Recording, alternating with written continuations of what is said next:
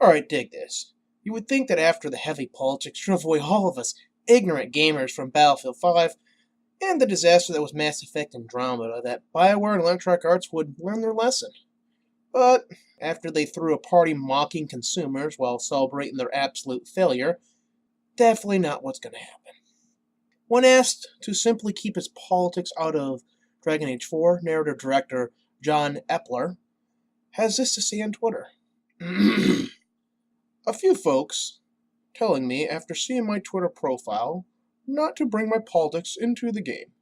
Dragon Age franchise has always been about belonging, about realizing that family is more than blood, and about celebrating our diversity and differences. Bullshit. Dragon Age is a franchise not counting 3's revisionism to everything, or the anime where everyone, despite a long-standing history of racial prejudices on all sides, magically came together to forget how much the Templars hated magic users who could now god mod against a dragon.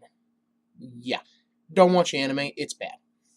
So already we know if you are a fan of Origins, even 2, or just like decent writing that doesn't involve politics, Dragon Age 4 is a wash at this point. Not that I personally believe it'll ever actually get made, being 3 years out and likely contingent on how well Anthem performs, which, spoiler alert, it's not going to. On the other end, surprisingly, Far Cry New Dawn showcased exactly how to take our expectations from leaking the box art early, and then turn them about, surprising all of us with an exciting new narrative, which has actually caused a lot of outrage on Twitter. Why?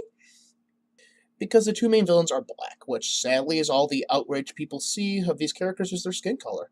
Listening to the developer commentary, whose link it will be in the description, they'd find out that there's this interesting dynamic of them being twins and how that will play out through every scene, how the interactions will all be unique and work off both of them too, coming together to just basically produce a scene that, with a singular villain in the past, they were not able to do.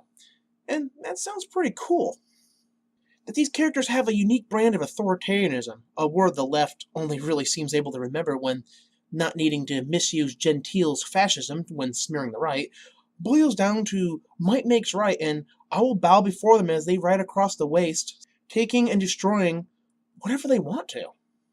These are actually pretty cool characters. But they're not happy about this. And to recap, these SJWs are upset that two strong, independent black women are using force to bring upon their order to a broken world, because they're going to be the villains to a peaceful, multi-ethnic home base the player will lead, and authoritarianism is apparently only evil when whites do it, I guess. I don't know. It really boils down to your political preference and who's actually, the boot belongs to. As someone who hasn't played the series in a very long time, hearing all these design choices going into New Dawn is actually very exciting.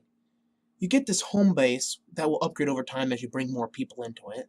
A feature I am personally nuts over. I love home bases or settlements that gradually upgrade over time, or that you have to put effort into upgrading. This is one of my favorite features. And I really wish more corporations, more design developers, would actually incorporate it into their game, where it's applicable. I don't want to see it shoehorned in multiplayer modes. There's going to be a dog companion, there's going to be a boar companion, and these look cool as hell. And to cap it all off, they're adding a feature that I've been saying for years to be a great feature. Having areas outside the open world map that you'll be able to explore. They're called expeditions in the game. Typically you see this kind of style with only DLC in open world games, but what this does is allows the developers to crank the action up to 11, put way more enemies in a location, and then come up with unique locales without having to break the immersion of having a swamp 5 feet away from the desert. Or a rainforest 5 feet away from a desert, We've all seen it. If you've played open world games, you've been there. You've been walking through a forest, and boom, desert. Or boom, savanna. It feels weird.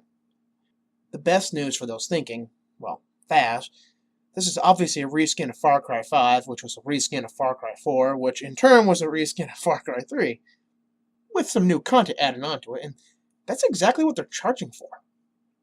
The game is $40, and coming from a AAA company, it only confirms that we've obviously made another timeline shift. I don't know which one we're in, but apparently we keep jumping.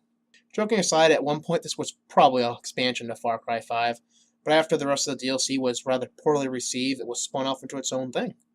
Whatever the case, I'm crossing my fingers that the developers don't make the same mistakes as BioWare.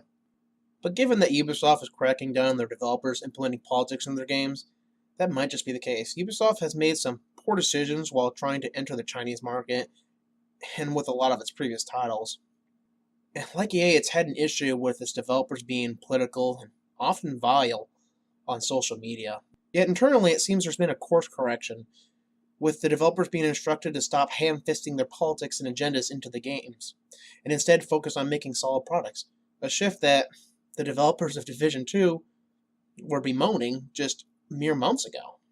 It's important to remember that Ubisoft is a French company, and the average citizen has had enough of the constant overreach of the. No, sorry, bro.